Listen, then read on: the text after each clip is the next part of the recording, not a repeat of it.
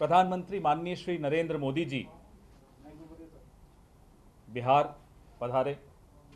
उनके चेहरे पर नीतीश बाबू की थकान दिख रही थी और नीतीश बाबू के चेहरे पर मोदी जी की थकान दिख रही थी। दो थके हुए लोग मंच पर बैठकर बिहार में फिर से आपके सामने बैठे थे और जाहिर सी बात है, थकान होना भी लाजिम है, होना ही चाहिए।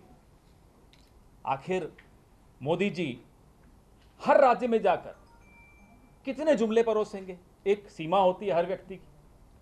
और नीतीश बाबू एक ही राज्य में कितनी बार झूठ बोलेंगे, कितनी बार वादा खिलाफी करेंगे, वो भी थक गए होंगे।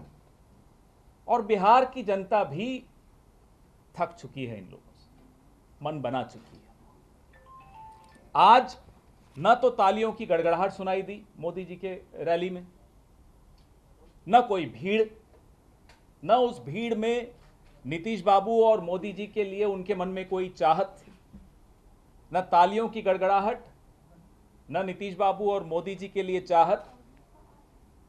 शायद ये आने वाले बदलाव की पहली आहट थी।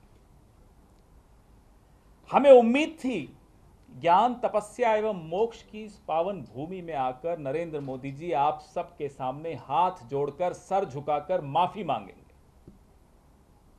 पिछले 5 सालों में लगातार बिहार की जनता के साथ जो धोखा किया है, बिहार के मजदूरों के साथ जो बर्ताव किया है, बिहार के नौजवान का जो हश्र किया है, बिहार के किसान के साथ जो गद्दारी की है, बिहार के वीर जवान के साथ जो विश्वासघात किया है, उन तमाम कारणों से आज माफी तो बनती थी।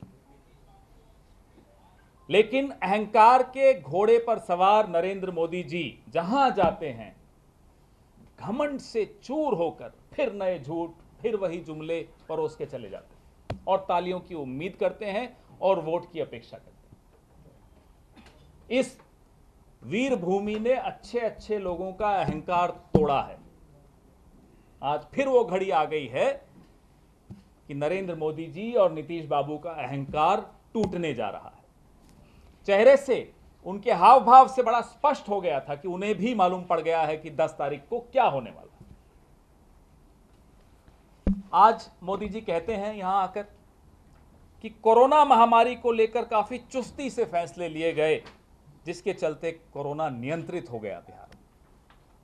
सच इससे बहुत अलग है, मुझसे कहीं ज्यादा हम में से जितने यहां मंच पर बैठे हैं, रोहन भाई हों, संजीव भाई हों, राजेश राठौड़ जी हों, हम में से सबसे ज्यादा आप लोग जानते हैं असलियत क्या है। लॉकडाउन के दौरान नीतीश बाबू ने कोटा में पढ़ रहे, मैं राजस्थान से हूं, कोटा में यहां के बहुत बच्चे पढ़ने आते हैं, कोटा में पढ़ रहे छात्रों को घर लाने के लिए क्या किया आप मुझे बताइए। हां, यह जरूर हुआ कि सत्तारूढ़ दल के विधायक को अपने बेटे को घर लाने के पास जारी करने में पास तुरंत कोई ऐसी चुस्ती कभी देखने को नहीं मिली हो। लेकिन आम बच्चा जो कोटा में पढ़ रहा था, उसके साथ क्या किया। एनएमसीएच अस्पताल की खबरें लगातार आप सब ने दिखाई, हम सब ने देखी, किस तरह लाशों के बीच कोरोना के मरीजों को रखा गया था। आज भी कोरोना की जांच या मरीजों की देखभाल करने वाले डॉक्टर्स के पास कोई समुचित व्यवस्था नहीं है।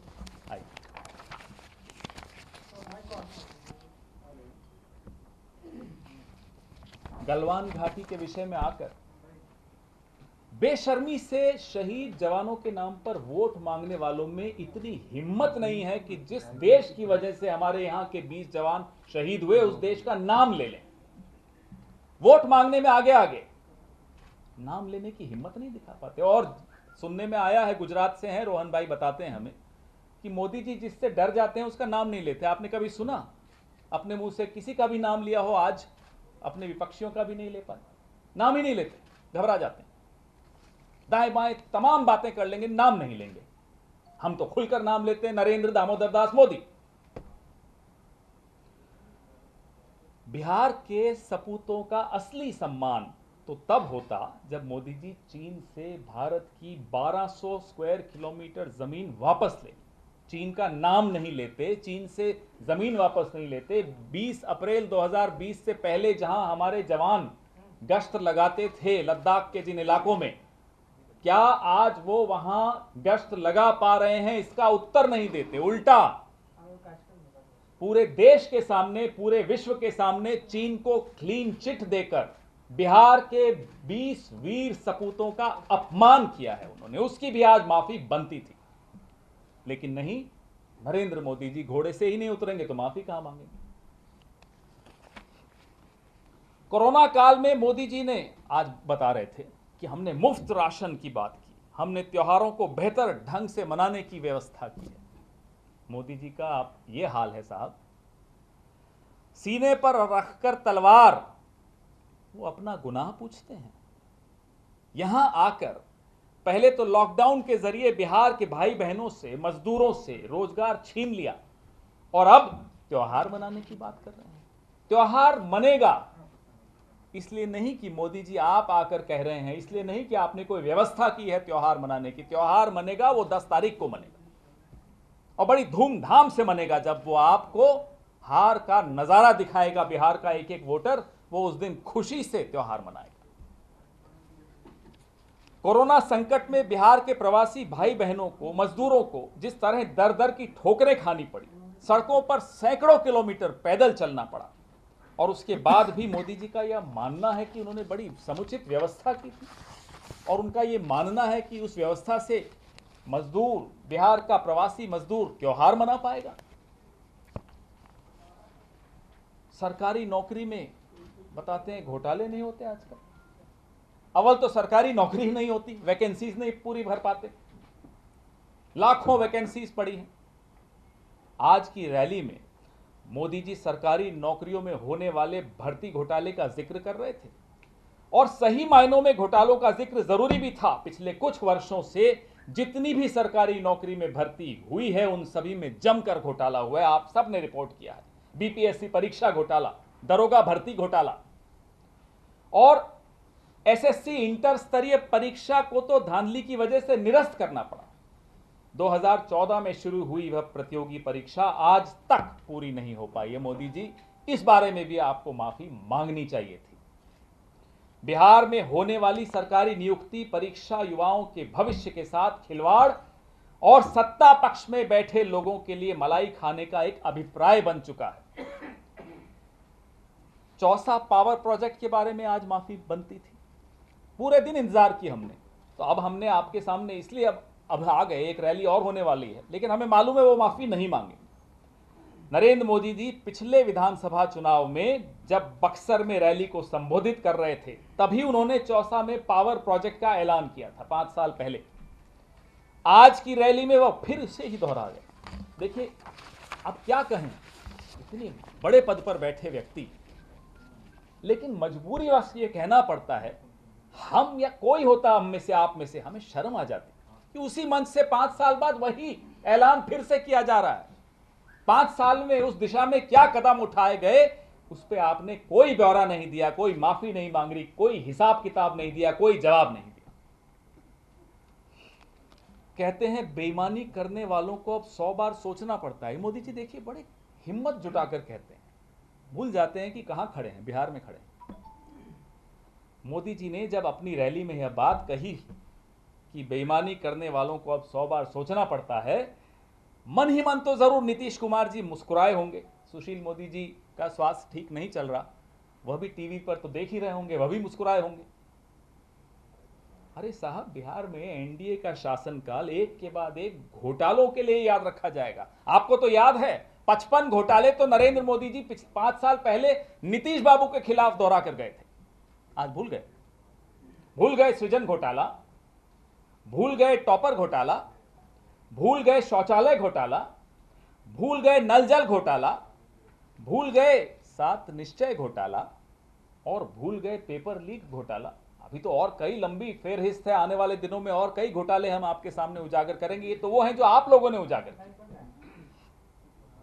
और बीपीएससी घोटाले कुछ ऐसा बड़े घोटाले हैं ये तमाम, जिनके कुप्रभाव से हर बिहार वासी किसी न किसी तरह से प्रभावित हुआ, प्रताड़ित हुआ, परेशान हुआ।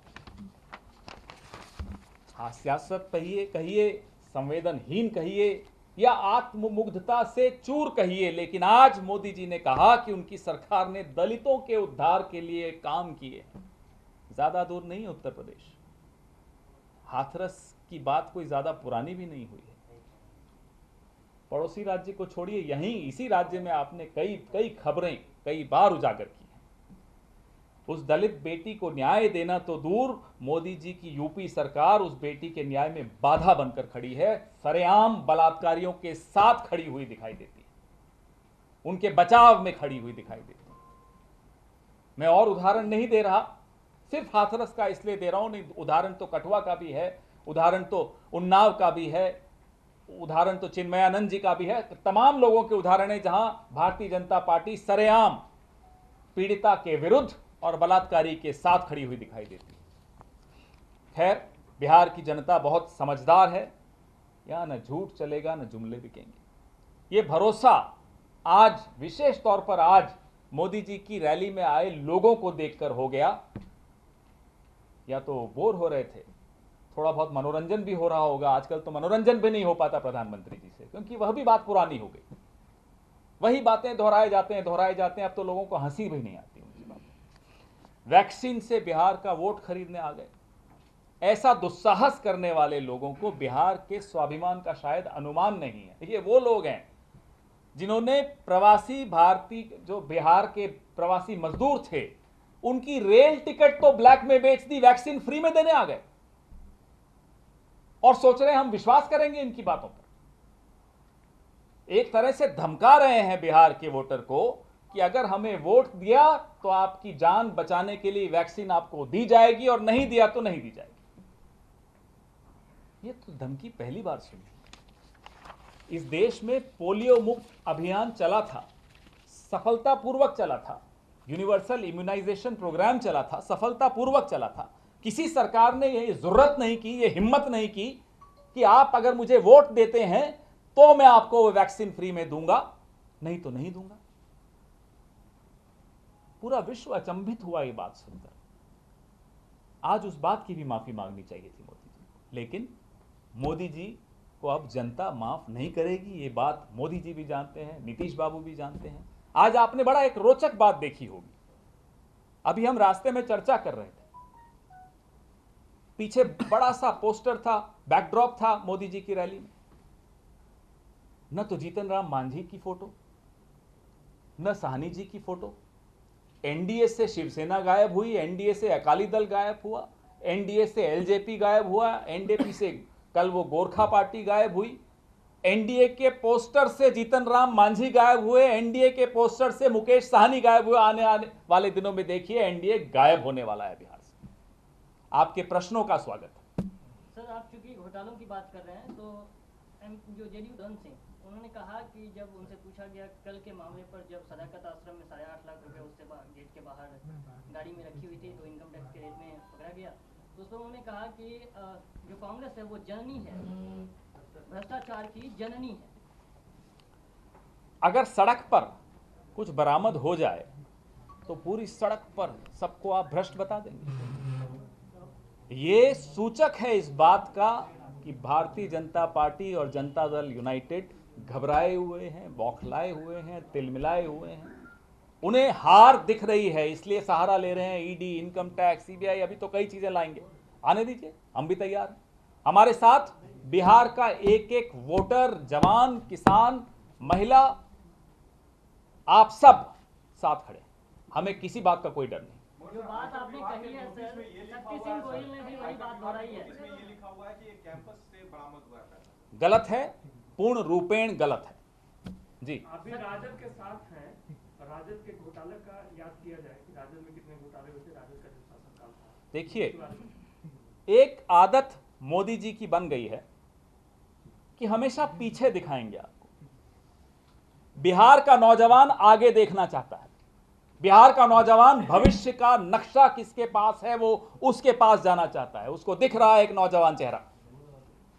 मोदी जी से उनका लेखा जोखा पूछो तो वो 70 साल पीछे ले जाएंगे, अपने 6 साल का हिसाब नहीं देंगे, हमसे 70 साल का मांगेंगे। ये लोकतंत्र है, हर 5 साल में हिसाब किताब जनता करती है, जिसको सजा देनी होती है जनता देती है, और दी, कईयों को दी। अब वक्त आ गया है कि जनता इनको सजा दे। 15 साल का इनका हिसाब किताब, इनके पास भविष्य का कोई रोड मैप नहीं है। पिछले 15 साल का अपना हिसाब किताब नहीं देना चाहते। कितने अस्पताल बनाए बताइए, कितनी इरिगेशन स्कीम्स लाए बताइए। एक सेंट्रल यूनिवर्सिटी है, कोई और दूसरी बनाई हो तो बताइए। कितने उद्योग स्थापित किए पिछले 15 साल में बताइए, और कितने उद्योग बंद हो गए यह भी बता दीजिए। बिहार में उद्योग से जो रोजगार प्राप्त होता है वो अब घटकर 1.5% हो गया है। सबसे नौजवान प्रदेश हिंदुस्तान का, जिसमें सबसे ज्यादा नौजवान रहते हैं। 25% आईएएस आईपीएस पिछले 10 साल में रोहन जी बिहार के थे। लेकिन बिहार ने उनके साथ क्या किया, बिहार की सरकारों ने उनके साथ क्या किया, इसका हिसाब अब मोदी जी को देना है। इसका हिसाब अब नीतीश बाबू को देना है। कितनी बार आप 15 साल पहले की बात करेंगे? अपने 15 साल का हिसाब दीजिए और आगे वाले 5 साल का हमें रोड मैप बताइए। बिहार यह चाहता है। छप्पन घोटालों की बात करती है सरकार, आएगी तो इस पे जांच करवाएंगे आप लोग? बिहार में 56 घोटाले हुए हैं ऐसा विपक्ष कहती है। 56 से कहीं ज्यादा हुए हैं। 56 तो मोदी जी बता गए थे, पिछले 5 साल में और भी हुए हैं। उन तमाम घोटालों की निष्पक्ष जांच की जाएगी। हम ऐसे नहीं है कि इलेक्शन से पहले ईडी, इनकम टैक्स, सीबीआई अपने तोतों को छोड़ दें। निष्पक्ष जांच की जाएगी। जो दोषी होंगे, कोई हो, उनको कानून सम्मत, नियम सम्मत सजा मिलेगी। जी, मैडम सोनिया गांधी जी की सभा और प्रियंका जी की सभा का भी कुछ प्लान है? जब जो सभा निर्णय जैसा हो जाएगा आपको तुरंत सूचित किया जाएगा। बहुत करीब है, फिर भी इतना लेट क्यों? अभी आप बताइए, अमित शाह की कोई रैली हो रही है क्या? मोदी जी की तो हो गई ना। तो राहुल जी की तो हो गई ना। बिहार के लिए आपका विजन कैसा है? क्या आपको हमने अपना बदलाव पत्र दिया। बिहार पिछले कई 2-3 सालों से हमारे रोहन भाई लगातार आ रहे हैं, हम राजेश भाई से उन सबसे सलाह लेते रहते हैं। ये स्पष्ट हो गया है कि बिहार अब बदलाव के लिए लालायित है। इसलिए हमने अपने मैनिफेस्टो का भी नाम बदलाव पत्र रखा है। विजन उसमें बड़ी स्पष्ट है, और ऐसी विजन है जिसको आप मेजरेबल, जिसको अंग्रेजी में कहते हैं, आप नाप सकते हैं कि अगर इतने साल में ये नहीं हुआ। मैं आपको एक उदाहरण देता हूं, बड़ा आपको रोचक लगेगा। छत्तीसगढ़ में राहुल जी शपथ दिलवाने गए भूपेश बघेल जी को। राहुल जी वहां से शपथ दिला के निकले, उनका हवाई जहाज अभी लैंड भी नहीं किया दिल्ली, तब तक किसानों के ऋण माफी की हस्ताक्षर कर दिए गए। तो कांग्रेस पार्टी हर 10-15 साल में एक जीवंत संगठन का एक निशानी होती है कि हर 10-15 साल में वो अपने आप को नई पीढ़ी के हिसाब से ढाले। कांग्रेस पार्टी बड़ी सफलतापूर्वक अपने आप को नई पीढ़ी के हिसाब से ढालती है। नई पीढ़ी के पास एक स्पष्ट मन में होता है कि जो कहा अगर वो नहीं किया तो आपको सजा मिलेगी। खेरा साहब, इसी से जुड़ा एक सवाल है कि क्या बिहार कांग्रेस में भी नई पीढ़ी को बढ़ाएंगे? बढ़ रही है, आपको सरेआम सामने दिख रहा होगा। अभी तो बुजुर्गों की पार्टी ही बनी हुई है। देखिए, हम ऐसे नहीं है कि मार्गदर्शक मंडल बना दिया और उसकी एक भी बैठक नहीं बुलाई। बताइए अडवाणी जी को कितनी बैठक में बुलाया। हम अपने बुजुर्गों से आशीर्वाद भी लेना जानते हैं, उनसे सीखना भी समझते हैं कि हमें उनसे सीखना जरूरी है। हमारे यहाँ एक परंपरा है हिंदुस्तान की, सुबह भी बुजुर्गों का आशीर्वाद लो, शाम को सोने से पहले भी उनका आशीर्वाद लो, और दिन में उनसे जो सीख सको वो सीखो। तो हमारे यहाँ ये सिस्टम नहीं है जो मोदी जी के यहाँ है। सर, प्रधानमंत्री मोदी ने आज अपने रैली में यूपीए सरकार पर यह आरोप लगाया है कि उन्होंने जब नीतीश कुमार 10 साल जो यहाँ मुख्यमंत्री रहे तो उनका कोई हेल्प नहीं किया यूपीए सरकार ने। नीतीश बाबू के मुंह पर, उनके सामने मंच पर आज उन्होंने 10 साल का फेल्ड चीफ मिनिस्टर का उनको सर्टिफिकेट देके चले गए और नीतीश बाबू कुछ नहीं कर पाए। आप बताइए, साथ बैठे और मैं कहूं कि 10 साल तक रोहन भाई कुछ नहीं कर पाए। आज तो नीतीश बाबू को अपना डीएनए का सर्टिफिकेट अब तक तो आ ही गया होगा, वो भी मांग लेना चाहिए था। 5 साल हो गए, अभी तक नहीं आया डीएनए का सर्टिफिकेट। वह भी मांगते और माइक छीन कर बोल देते कि आप क्या बोल रहे हैं, क्या मैंने 10 साल काम ही नहीं किया कोई 15 में से। आपको याद होगा 5 साल पहले नीतीश बाबू लगातार अखबारों में पेज 1 पे विज्ञापन देकर बताते थे कि ये 1.25 लाख करोड़ का झूठा बात कर रहे हैं, ये तो यूपीए के वक्त ही मिल चुका था, नीतीश बाबू खुद बोल कर गए। तो ये नीतीश बाबू मुझे लगता है जरूर इसका जवाब देंगे, सही वक्त पर दें। मेरा साहब एक छोटा सा सवाल है, महागठबंधन की सरकार अगर आती है तो क्या मद्य निषेध कानून वापस होगा? उसमें बहुत स्पष्ट तौर पे मेरे सहयोगी रणदीप सिंह सुरजेवाला जी ने बहुत स्पष्ट बात कही, नहीं, स्पष्ट नहीं है, इसीलिए बिल्कुल स्पष्ट की। आपने शायद नहीं सुना हो, मैंने सुना था सर। शाम को उस दिन आप में से कुछ मित्र आए थे, बड़ा स्पष्ट तौर पे उन्होंने बात की कि जो केसेस 3.5 लाख लोग जिन केसेस में बंद, नीतीश बाबू ने भी तो परिवर्तन किया, 50,000 जुर्माने वाला किया या नहीं किया। तो इस तरह से जिस तरह 3.5 लाख लोग फंसे हुए हैं, आज तक रिलीज नहीं हो पा रहे हैं, उनके विषय में जरूर सोचा जाएगा और कोई कानून में तब्दीली की बात नहीं करेगी। सर आपकी पार्टी कितनी सीट ला रही है? ये हमारा गठबंधन, हाँ, आपका गठबंधन, हमारा गठबंधन 2/3 बहुमत से सरकार बनाएगा और 10 तारीख को तो मैं यहाँ नहीं आ पाऊंगा, 11 तारीख को हम यहाँ फिर मिलेंगे, मिठाई इन्हीं टेबल्स पर रखेंगे।